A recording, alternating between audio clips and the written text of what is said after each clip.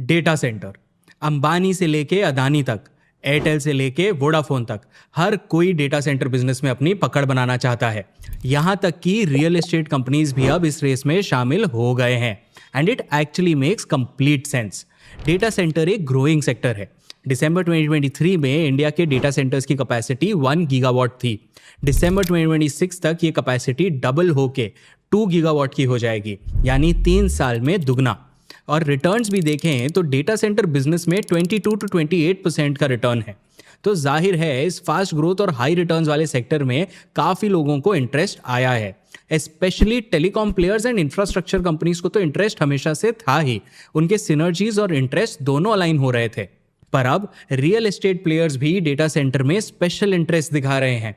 DLF, Rustam जी, Lodha group, Mindspace REET, आनंत राज, सब ने last 4 to 5 years में इस सेक्टर में एंट्री ली है। बट ऑलमोस्ट सबकी स्ट्रैटेजी ना अलग है। तो सवाल ये है कि आखिर रियल एस्टेट प्लेयर्स इस सेक्टर में इंटरेस्टेड क्यों हैं और वो कौन सी स्ट्रैटेजीज अडॉप्ट कर रहे हैं to enter this space. Plus data center sector में चैलेंजेस क्या हैं अगर हम एक रिटेल इन्वेस्टर के पर्सपेक्टिव से इसे देखें तो। ये समझने के लिए हमने आज के वीडियो को 3 पार्ट्स में डिवाइड किया है। पार्ट 1 में हम डेटा सेंटर्स बिजनेस को डिटेल में समझेंगे। हम देखेंगे कि इसमें किस टाइप के बिजनेस मॉडल्स हो सकते हैं। इससे हमें समझ आएगा कि इंडिया की रियल एस्टेट कंपनीज इस नए बिजनेस में क्या स्ट्रैटेजीज यूज कर रहे हैं।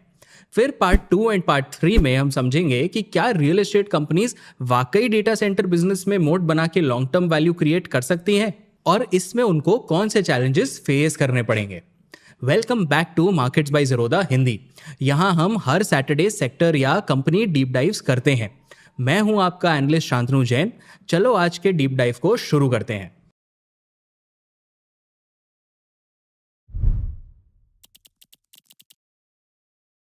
जब हम डेटा सेंटर्स की बात करते हैं तो सबसे पहला क्वेश्चन आता है कि आखिर हमें डेटा सेंटर्स चाहिए ही क्यों, ये एग्जिस्ट ही क्यों करते हैं। देखो, अगर इंटरनेट एक पोस्टमैन है जो आपका मैसेज ले जाता है, तो डेटा सेंटर वो पोस्ट ऑफिस है जहां सारे लेटर्स की सॉर्टिंग होती है ताकि लेटर्स को आगे सही एड्रेस पे भेजा जा सके।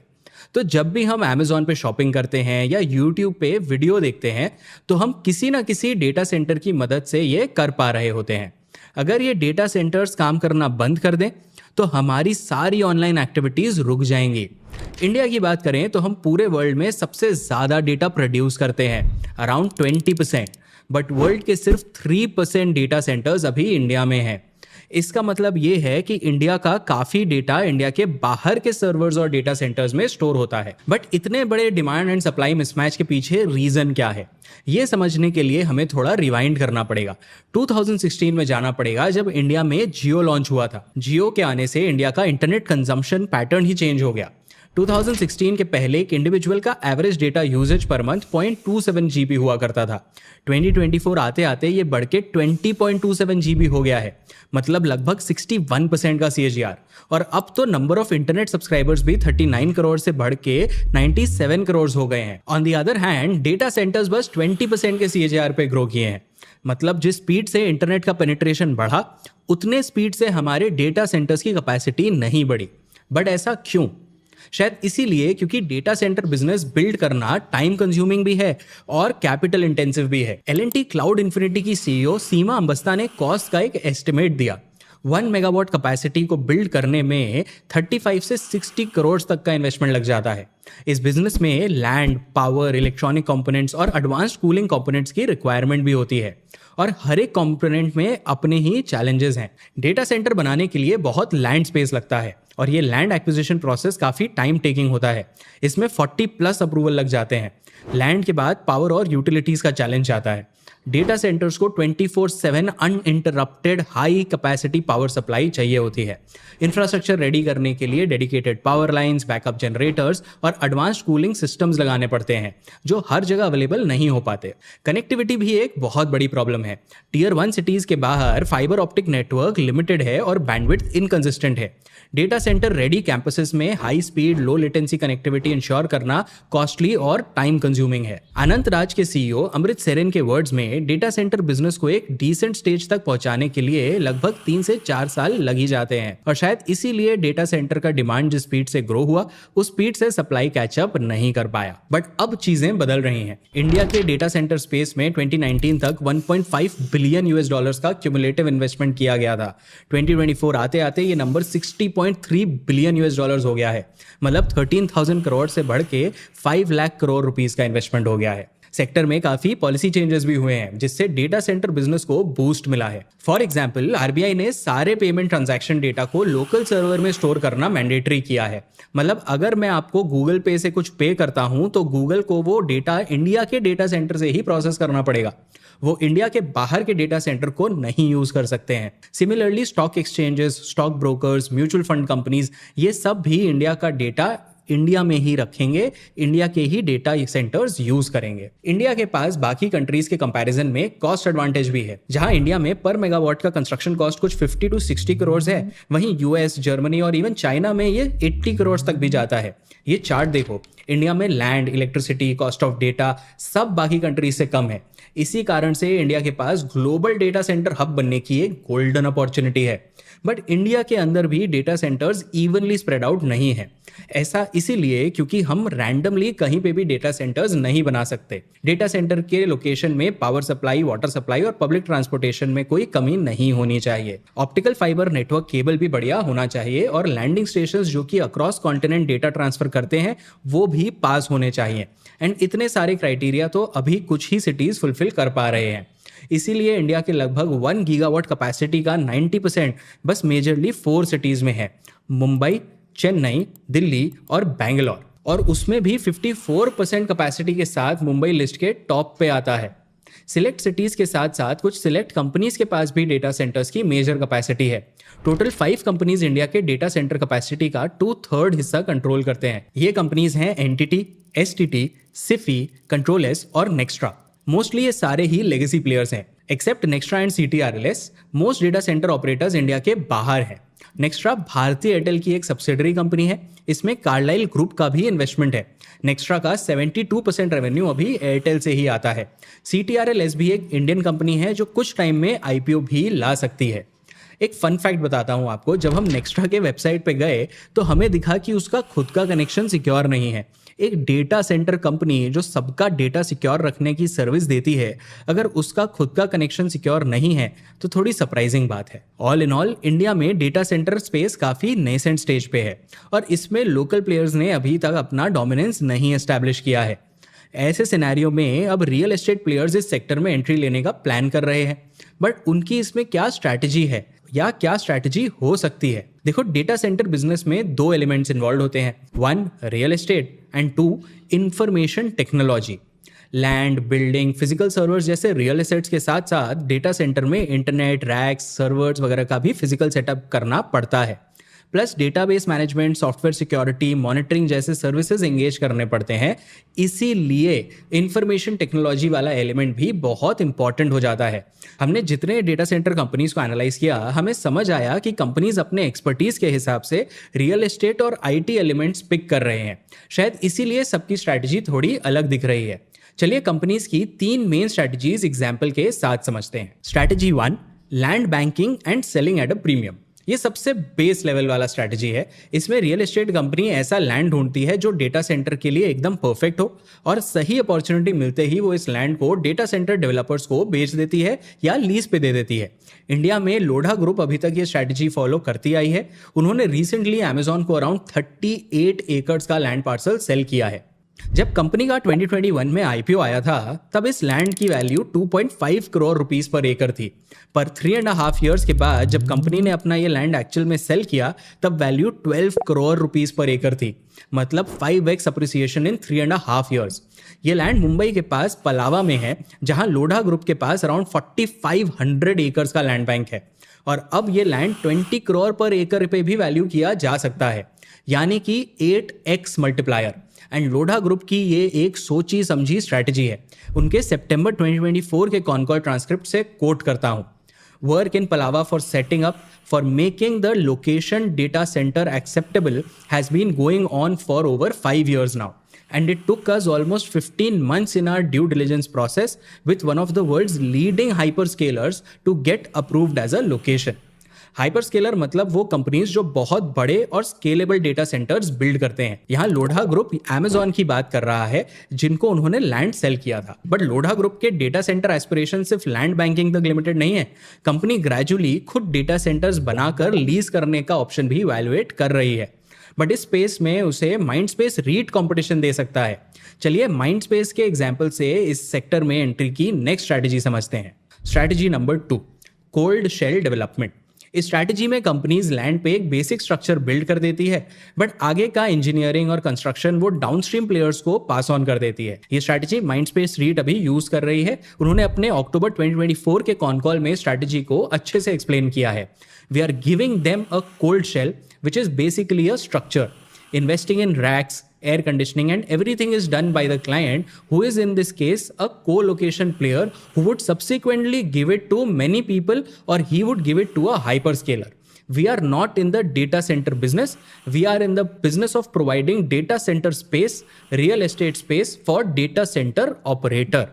तो ये तो हुआ कोल्ड शेल डेवलपमेंट। अब माइंडस्पेस के कॉन कॉल में रमेश नायर ने जो कोलोकेशन मॉडल की बात की है, वो भी एक इंटरेस्टिंग बिजनेस मॉडल है जो कुछ कंपनीज अडॉप्ट कर रहे हैं।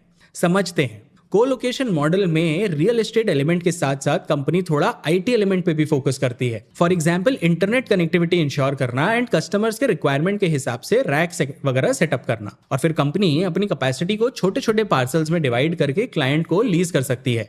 क्लाइंट्स को भी कोलोकेशन मॉडल से बहुत फायदा है। उन्हें इंफ्रा पे इतना हैवी केपेक्स नहीं करना पड़ता है। वो अपने नीड के हिसाब से कैपेसिटी स्केल अप या स्केल डाउन कर पाते हैं। और डेटा सेंटर कंपनीज इंश्योर करती हैं कि सिक्योरिटी, लेटेंसी, इंफ्रा एकदम टॉप नॉच हो। अनंत राज अभी यही बिजनेस मॉडल फॉलो कर रहा है। अनंत राज एक लिस्टेड रियल एस्टेट कंपनी है। कंपनी अराउंड 19,000 करोड़ रुपीस के मार्केट कैप पे है।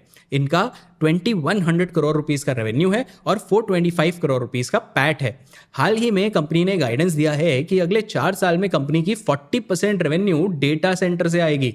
यानी कि कंपनी अपनी पूरी की पूरी आइडेंटिटी ही चेंज कर रही है। वो रियल एस्टेट से एक डेटा सेंटर कंपनी में कन्वर्ट होने के डायरेक्शन में बढ़ चुकी है। इनिशियली कंपनी कोलोकेशन सर्विसेज दे रही थी, पर अब वो फुल स्टैक ऑपरेटर ही बन चुकी है। वो खुद क्लाउड सर्विसेज भी ऑफर करने लगी है, यानी कि अब वो अमेजॉन के कंपटीशन में आ गई है। अमेजॉन, गूगल और माइक्रोसॉफ्ट जैसे प्लेयर्स को एक और रियल एस्टेट कंपनी टक्कर देना चाहती है, हीरानंदानी ग्रुप की योट्टा इंफ्रास्ट्रक्चर। नवी मुंबई में एशिया का largest tier 4 data center Yotta group ने ही बिल्ड किया है। बट बिना एक्सपीरियंस के डेटा सेंटर के टेक्निकल एस्पेक्ट में एंट्री लेना थोड़ा मुश्किल होता है, तो कंपनीज इसमें पार्टनरशिप्स का रूट भी ले रही है। जैसे अनंत राज ने एक फ्रेंच टेलीकॉम कंपनी ऑरेंज के साथ पार्टनर किया है। तो बेसिकली कोई सीधा लैंड खरीद के लैंड बेच रहा है, कोई उस पर थोड़ा इंफ्रा बना के बेच रहा है, एंड कोई manage IT services plus land as a service दे रहा है। पर आखिर रियल एस्टेट प्लेयर्स को इस सेक्टर में क्या फायदा दिख रहा है, और क्या रियल एस्टेट कंपनीज वाकई यहां कोई मोट क्रिएट करके लॉन्ग टर्म वैल्यू बना सकती हैं? समझते हैं। देखो, रियल एस्टेट कंपनीज पेशेंटली सालों तक लैंड खरीद के रखती है और उस पे तब तक एक्ट नहीं करती है जब तक उनको सबसे बेस्ट यूज केस और अपॉर्चुनिटी ना मिले। अब डेटा सेंटर अपॉर्चुनिटी की बात करें तो लैंड बैंकिंग के कारण बहुत रियल एस्टेट कंपनीज को फायदा हुआ है। लोढ़ा ग्रुप को तो पिछले 3-4 साल में ही 5 to 6x का अप्रिसिएशन मिल गया है। माइंडस्पेस रीट्स को भी सिमिलर वे में काफी बेनिफिट मिला है।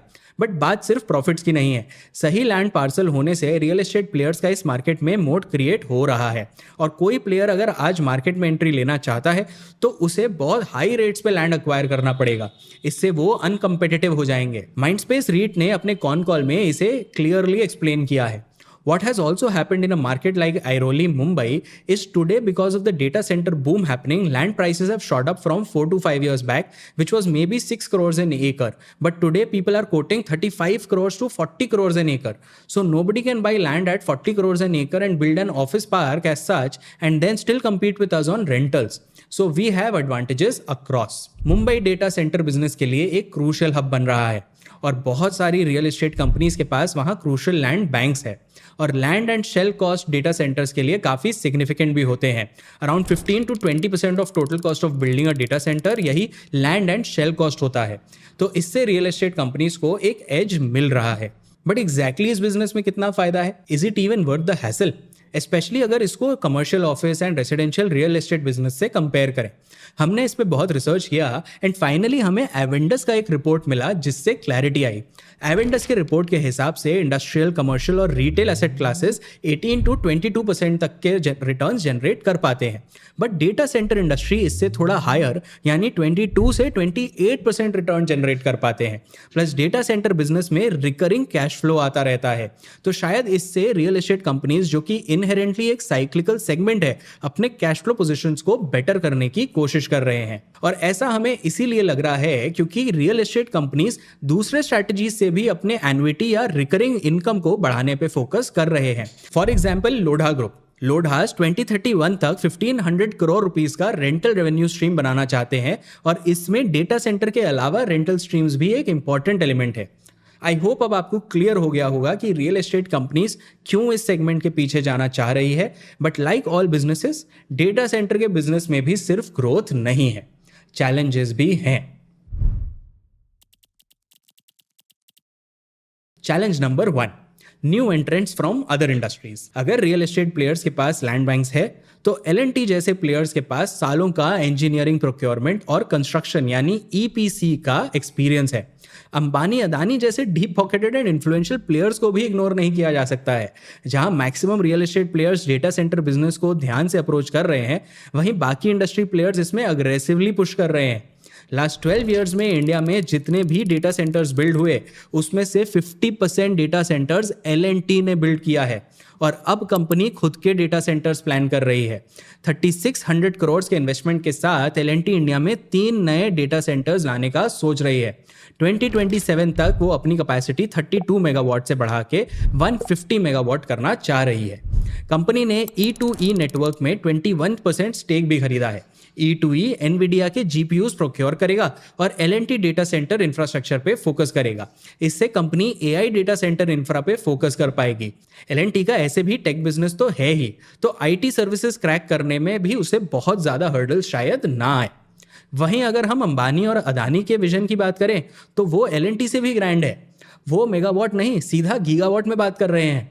रिलायंस इंडस्ट्री वर्ल्ड का सबसे लार्जेस्ट डेटा सेंटर गुजरात के जामनगर में सेटअप कर रही है। ये 3 गीगावाट की फैसिलिटी होगी, मेगावाट नहीं, गीगावाट।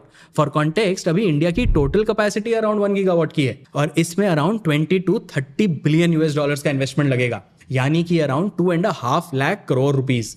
और तो और रिलायंस जामनगर को energy capital of the world भी बनाना चाहता है, तो अनइंटरप्टेड पावर एक्सेस भी उनके पास अवेलेबल होगा।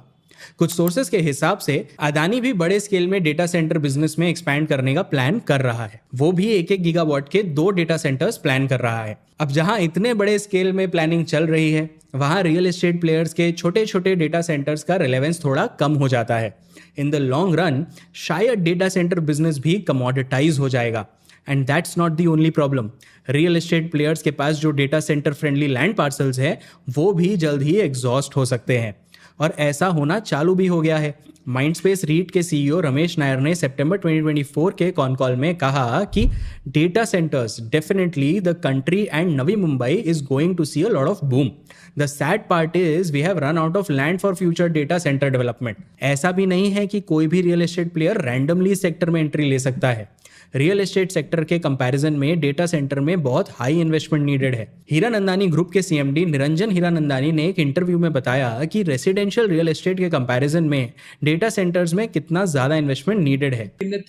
तो आपका investment is 40 times more comprehensive data center as compare to residential. तो इसलिए हर एक को ये लाइन में नहीं जा सकते। सो रियल एस्टेट कंपनीज के पास जो अभी एडवांटेज है वो शायद लॉन्ग टर्म में सस्टेन ना करे। उनके छोटे डेटा सेंटर्स शायद उनके प्रॉफिट पूल को थोड़ा बेटर जरूर कर दें और उनके रेवेन्यू को भी शॉर्ट टर्म में स्टेबलाइज कर दें, but scale will still be a question. तो दोस्तों, आज आपने देखा कैसे real estate companies data centre business में एंटर कर रहे हैं। उनके लैंड बैंक्स के लिए डेटा सेंटर्स एक हाई यील्डिंग यूज केस है। अभी मार्केट में अनफुलफिल्ड डिमांड है, सबके लिए अपॉर्चुनिटी ओपन है, सब कुछ एकदम परफेक्ट। बट इंडिया के बड़े कॉन्ग्लोमरेट्स के मार्केट में एंट्री लेने से चीज़ें बदल सकती हैं।